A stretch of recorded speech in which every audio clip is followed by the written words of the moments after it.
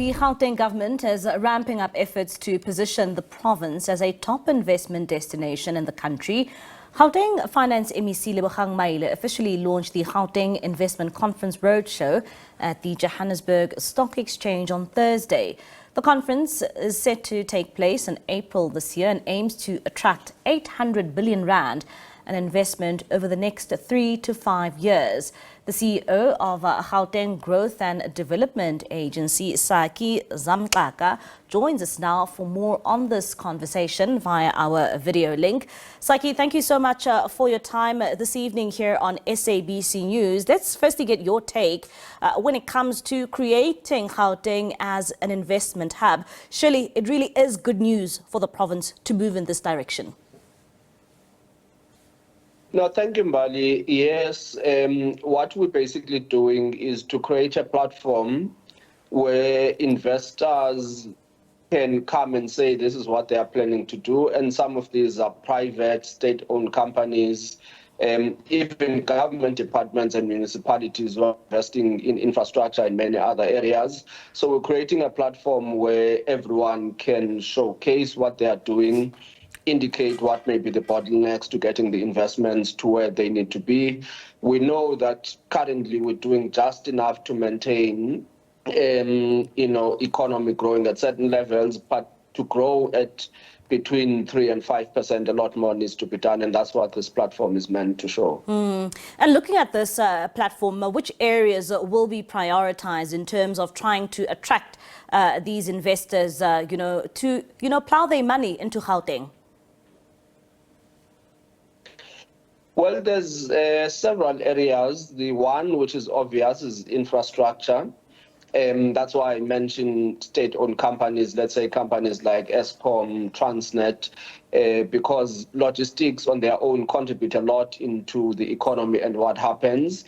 But we're also looking at private investors who maybe have private developments that they want to do and they need bulk from government, or there's investments that they need to bring into South Africa and there's certain regulatory frameworks and regimes that they need assistance with. So it's all manner of investments that are going to get the economy going, that we're looking at them being announced in this platform, but beyond just the announcements, to make sure that we facilitate for them to happen. And Saki, you keep on touching on economic growth and how important, is this conference for economic growth, particularly, to Gauteng? Well, as you said, when the announcement was made of the conference by the MEC, at the heart of it is about economic growth, because why we're looking at investments as a percentage of GDP is that's what is going to drive growth. Around South Africa, the percentage currently is at about 15%. We know that it needs to be 25% to kickstart economic growth, which is what is going to create jobs and many others. So all of these initiatives ultimately must drive growth at much higher levels than what we are seeing now. And that's what is going to change the lived experiences of everyone in South Africa, and especially Gauteng, as we account for a third of the country's GDP. And if we're a standalone economy, it would be about 7th largest economy in the continent. So whatever happens in South Africa is important, not just for South Africa, but for the other countries that connect with us. And the target which has been set here by the Gauteng MEC Lebogang Maile is 800 billion rand in investment for the next 3 to 5 years. One would say, how possible is that? It is very possible. So it's a target based on two things. One, what the economy requires for it to grow at sustained levels. The second is also what we are seeing in the pipeline. So it's a target that we think is feasible, but beyond it being feasible, we actually want these investments to happen.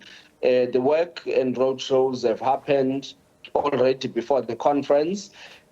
By the time we get to the conference, there would already have been commitments that are made by the different investors, both public and private, and we'll announce them there. But we want the work to not just be announcements, to be by the time they are being announced, they're actually ready for implementation. So yes, it's something that we're fairly comfortable is doable, but not only that it is doable, it is what is required in the economy. And of course, as we talk about the economy, investments and economic growth, I mean, really at the center of this is also what this truly means for job creation, particularly in a country like ours that has such a high unemployment rate. What does this mean, for the likelihood of more jobs being created through this, initiative? Well, we've seen in South Africa that the time where there was a higher growth rates that reached about 5%, that's when South Africa created the most jobs.